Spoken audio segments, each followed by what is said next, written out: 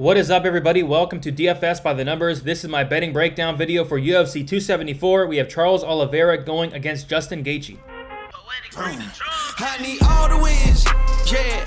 Harder than all that is. You better move, you might get knocked out. Knocked out. You better move, you might get knocked out. Knocked out. You better move, you might get knocked out. Knocked out. And we are back for another betting breakdown video. This week breaking down a 274 15 fight card. Lots of drama on the scales. We'll talk about all of that. My first max bet of the entire year. Looking forward to hopefully cashing that. Not a high number of bets for me, but I did go pretty heavy on the spots I did like. I do want to apologize for the background. I am still out of town, but did want to absolutely get this video out. Talk about my bets, talk about the bets that did stick out. I did get everything done on Sunday night.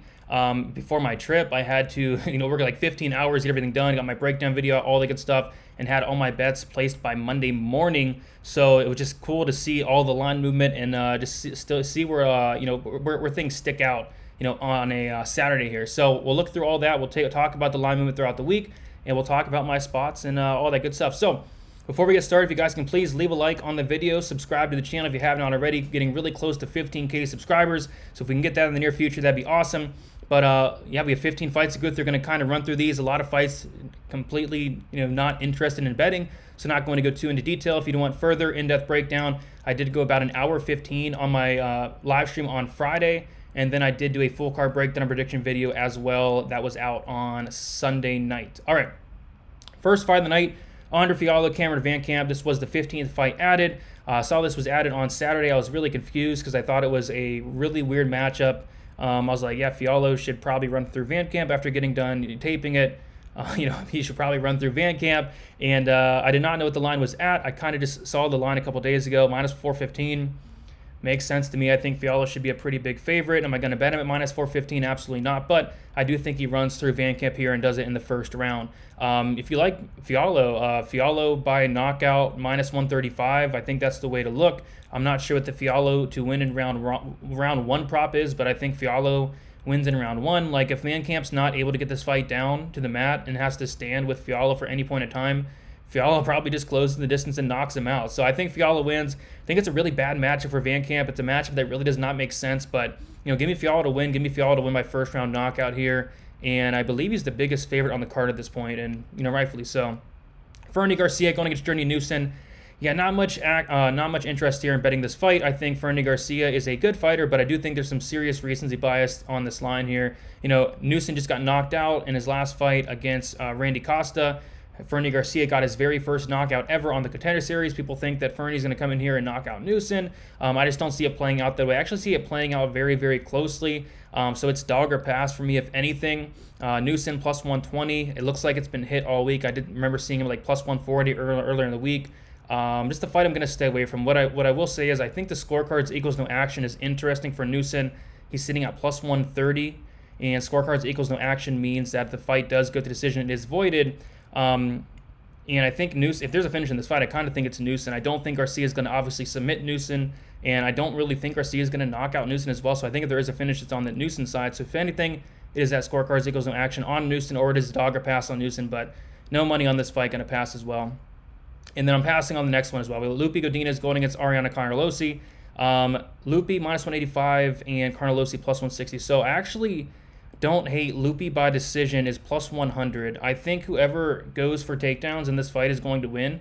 And I really do think it's going to be the Godinez side. I think Godinez is going to be able to get Congrelosi down. Congrelosi is a black belt in BJJ, but I feel like Godinez is going to be able to take her down. I'm not sure she's going to be able to hold her down, but I think she can rack up some control time, some takedowns. I think it's going to be a competitive fight, but I do like Godinez to mix in some takedowns to get it done there. Godinez by decision plus 100 would be the only way I'd look, but a fight I'm not, again, interested in betting on. But Lupita Godinez for the pick, and best bet has got to be that plus 100 decision for Lupi Godinez. Moving on, we have Kletzen Rodriguez going against CJ Vergara. Yeah, big fan of Rodriguez, and very excited to see him make his debut. He was supposed to fight Zaruk Adeshev a couple months ago. I thought he was going to run through Zaruk here. I don't really think he runs through Vergara, and the price does seem a little bit wide, but I do think he wins this fight and probably wins this fight by decision. Both guys very tough, never been knocked out. Vergara never been knocked out. This guy's a good chin on him. I kind of think Vergara just is outmatched here on the feet. You know, Rodriguez mixes it up very well to the body, to the legs, to the head. This guy's a very, very good striker, and I think, you know, this fight is going to play out on the feet.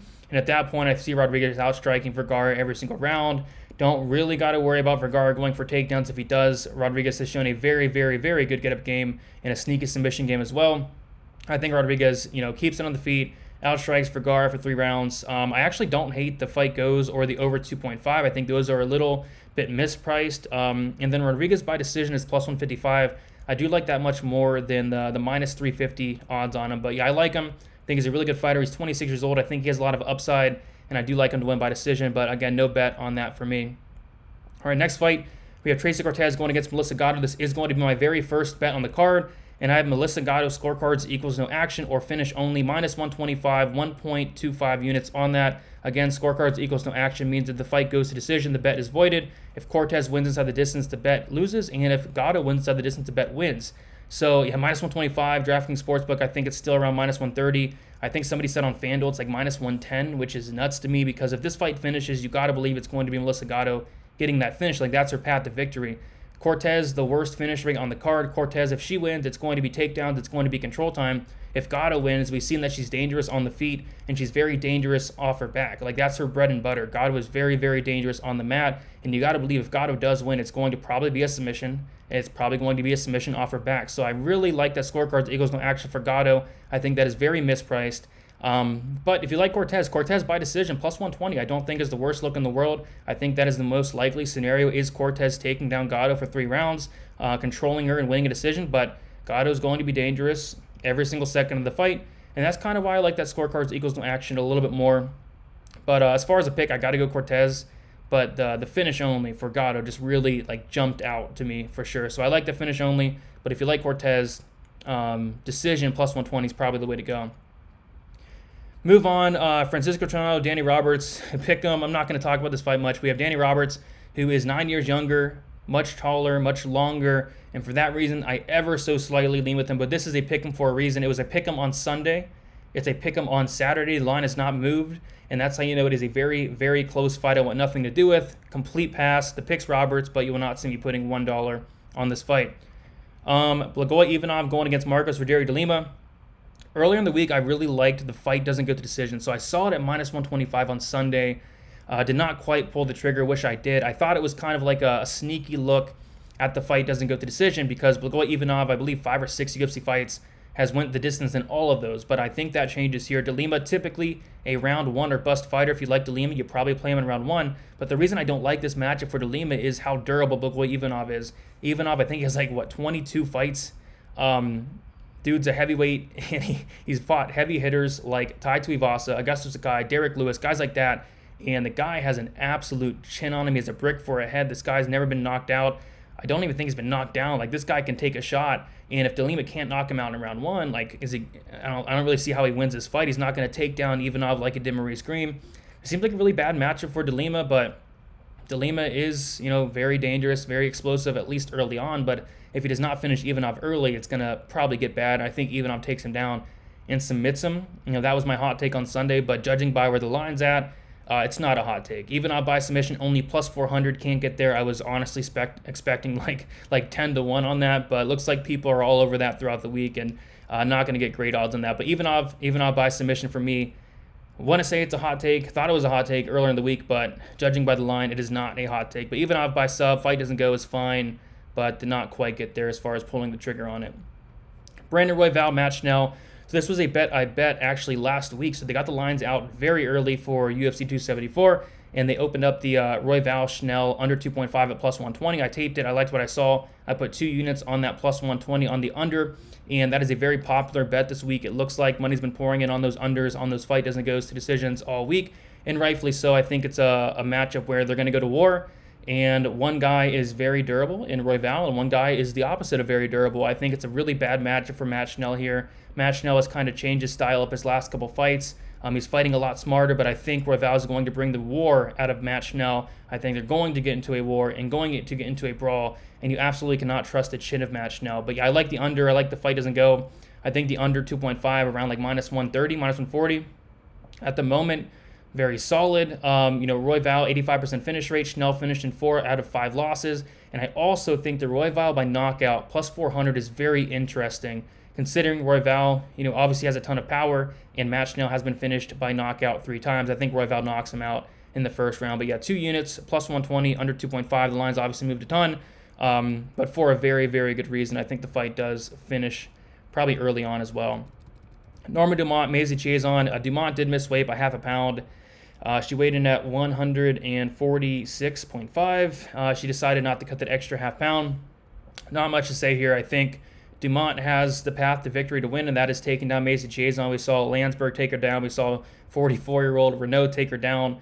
But if she does not take Chason down, and if it is played on the feet, it's going to look really close. I mean, just laying minus 220 on Dumont just seems like an absolute terrible idea, and I don't want to do that. I'm going to pick Dumont, but if anything, it's dog or pass. But it's a big pass for me. Chaos Williams, Randy Brown. I like Williams here. I was kind of thinking the line would come in on Brown throughout the week. Brown probably the more well-rounded fighter.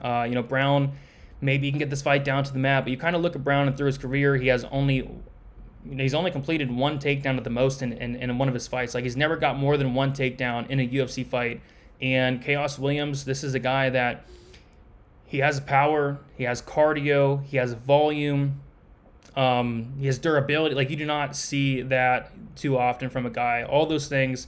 And you have Randy Brown, who's the longer fighter for sure. He's even probably the better striker, but I think, Chaos Williams is the way more durable guy. I think this is a fun fight. I think it's a war.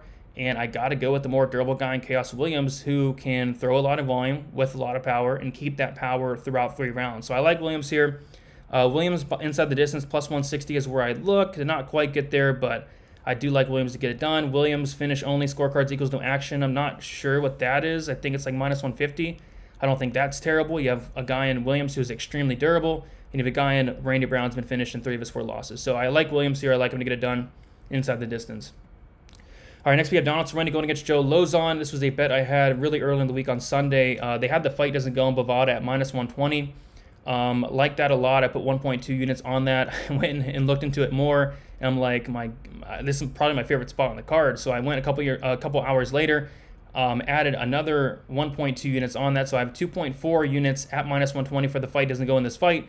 And then I had a show on Sunday. After the show, I was like, okay, I need to go add more. I went to add more onto this bet, and then they finally moved the line. So 2.4 units to win, 2 units on the fight doesn't go. The line has obviously moved a lot. This is a very, very popular play throughout the week. It's now minus 210. I think is the best line you can get for fight doesn't go, and I still like that line. I think the under 2.5 is very good. I even think the under 1.5 hits, but under 2.5 is probably the way to go here.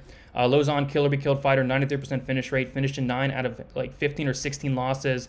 Lauzon's going to come in here, and he's going to try to finish Cerrone in the first 2 minutes and 30 seconds, and I think he's very live to do so. If he does not, I see him slowing down. I see him quitting. I see Cerrone finishing him late first, early second round. I do not see this getting extended all that much. So I talked about it on Sunday how the first Joe Lauzon by first round knockout is a prop I'm going to look at. FanDuel opened it up at plus 1,500, and that has been smashed all week. It is now plus 900. Not going to touch it there, but if you got in on that early, I think it's a really good look. I literally think that is Joe Lauzon's path to victory is a first-round knockout. We've seen Cowboy fold early on before. Cowboy very slow starter, Lauzon very fast starter. I think that's how Lauzon wins. Lauzon round 1, but ultimately, fight doesn't go. Covers both sides. Lauzon's a guy that's getting finished by Clay Guida. He's a guy that's getting detonated by Stevie Ray. He's a guy that is getting finished by Chris Grutzmacher. Corner stoppage. Like, this is a guy that Cerrone, although Cerrone is well past his prime, has not won in a long time, all the good stuff, but Cerrone should knock out Joe Lauzon probably in the first round. So I like that, but Lauzon's absolutely live very early. But fight doesn't go is the way to go, in my opinion. Next we have Ovince St. Preux going against Shogun Hua. This is a mess of a fight. I think Shogun is done. I think he's been done for a while. Getting 10-8 by Paul Craig. Tapping the strikes against Paul Craig, not the best look in the world. OSP, you can't say, much better about him, but, he's 39 years old. He's 1 year younger. He does look a little bit less washed, and I think he should absolutely go out here and start Shogun in the first round probably, but it's just hard to trust a guy in OSP who's not very high volume. very slow, very plodding, getting up there in age in his own right, back-to-back knockout losses. You just don't want to lay minus 265 on a guy like that. I think fight doesn't go minus 220. I think it hits. It's just I don't want to really put money on this fight. So it's a pass for me, but the fight doesn't go.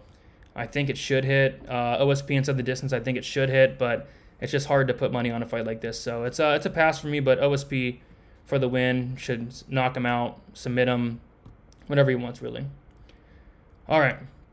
Next, we have Michael Chandler going against Tony Ferguson. We have Chandler minus 400, and we have Ferguson at plus 300. I think Ferguson's getting really disrespected in this spot. Like Chandler, if Chandler is going to go out here and look like a minus 400 favorite, he's going to take down Ferguson. He's going to control him for 3 rounds, like Beneil Dariush did, like Charles Oliveira did. They laid out the blueprint on how to beat Tony Ferguson. It's just I went and watched a lot of Chandler fights, and he doesn't really wrestle as much as he'd really like to lay minus 400 on the guy. So if he comes out here and stands and bangs with Tony Ferguson for 3 rounds, is he going to look minus 400? I don't really think so. Tony's still very dangerous. Tony still has a lot of volume, and he's still very, very durable. This is a guy that's only been knocked out once, and it was that stoppage against Justin Gaethje where he took a ton of hard shots for 4.5 rounds, right? So I think the over 1.5 is a very popular play this week, and rightfully so. I liked it a lot earlier in the week. I think it was minus 130 earlier in the week. It is now minus 190, minus 180. I think it hits. I'm not going to bet it at this point, but I think the over hits. I think the over 2.5 actually is interesting. I think this fight does get extended. I think people are writing off the durability of Ferguson. Yes, he's not looked good, but the guy's still very, very durable. Charles Oliveira couldn't get him out of there. Beneil Dariush couldn't get him out of there. Justin Gaethje took him 143 significant strikes, 4.5 rounds to get him out of there. So could Chandler start him early? I guess. I just don't think it's that likely. So Chandler should win, but minus 400, I just can't get there. Over 1.5, over 2.5, Chandler by decision would be where I'd look, but I don't have any money on this fight. But rooting for Ferguson, though, but he has not looked great as of late. Rose Namajunas, Carla Esparza. Yeah, nothing here, really. I mean, this is a fight where I think Rose wins. I think it's a good spot for her, but minus 205, I just can't get there. I'm going to look at it from a live betting standpoint. I think Esparza has a very good chance to win the first round or so, but, can Esparza take down Rose and hold her down and do that for 25 minutes? I think she absolutely can take Rose down. Rose has atrocious takedown defense, but Rose has a very good ground game. She's very good off her back, very slick off her back, and she has a willingness to get up. She showed it off in the Zhang Weili fight. Zhang Weili took her down 5 times, which you hate to see, but she did a very good job at getting back up. And I think if Esparza does take her down, I think she can get back up. And then when it's on the feet, it's going to be Rose all day. So I do think this fight is going to hit the mat quite a bit, but I do think it's mostly going to be on the feet. And when it is on the feet, it's going to be Rose outpointing Carla Esparza pretty easily. I just don't see Esparza being able to take down and control Rose for 25 minutes. I just don't see it. But yeah, minus 205, can't quite get there. I'm going to look at it from a live betting standpoint. No props really stick out as well, but I'm going to take Rose to win, and Rose to win by probably decision, but no bet on that fight for me. And then Charles Oliveira going against Justin Gaethje. Oliveira missed weight. Oliveira missed weight by, what was it, a half a pound, and then he went to cut the extra half a pound, and he could not make it in an hour. So he missed weight. Title is stripped. So Justin Gaethje, if he wins the fight, he's champion, and if Oliveira wins the fight, they're probably going to rematch, and I don't know what's going to happen. But Oliveira, lost the title, which sucks.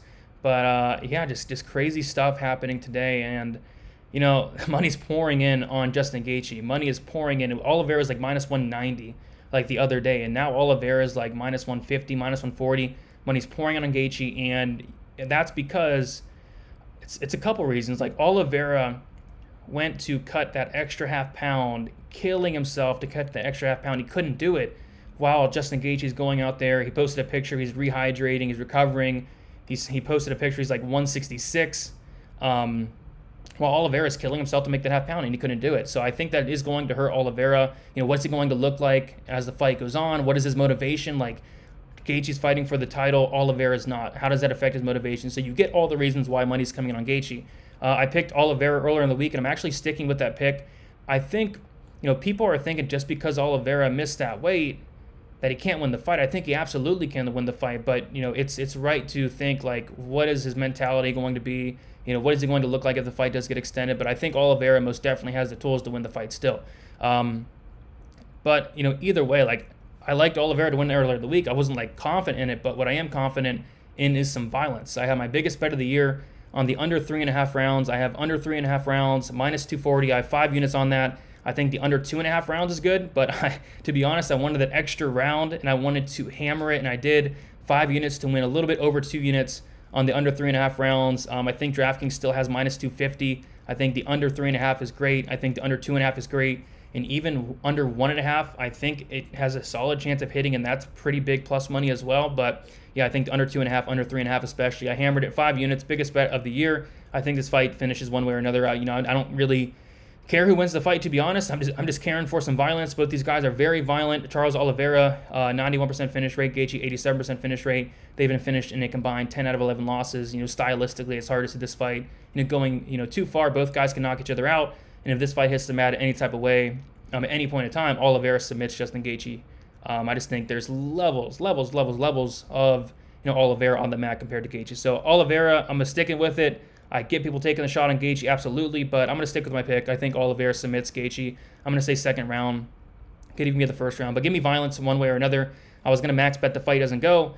Fiallo opened up like minus 550, couldn't max bet that, but I felt comfortable max betting that under 3.5 rounds, and even the under 2.5 I felt good with, but I did want that extra round to feel better about it. So I do like it, and I do think this fight does finish one way or another. So yeah, 5 units, under 3.5 rounds, minus 240.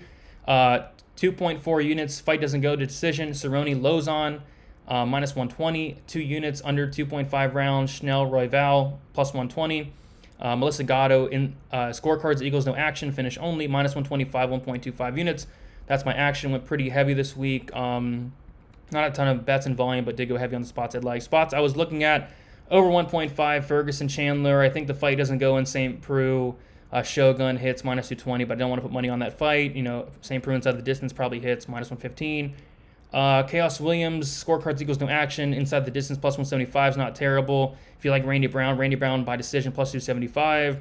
Brandon Royval by knockout, plus 400 was interesting to me. Blagoy Ivanov, the Lima fight doesn't go, minus 165. And then Ivanov by submission, plus 400. Wish I was getting a better line on that, but that stuck out a little bit. If you like Cortez by decision, plus 120. Rodriguez Vergara over 2.5 stuck out, but yeah, so those are my bets. Those are my reads. Feeling pretty good about this card. Tons of madness at the weigh-ins, but I still think it should be a really good card. So yeah, guys, that is about it. Thank you guys so much for watching. Leave a like, subscribe to the channel, check out dfsbythenumbers.com, and yeah, guys, that's about it. Best of luck. We'll talk to you very soon. Good luck for UFC 274. See you.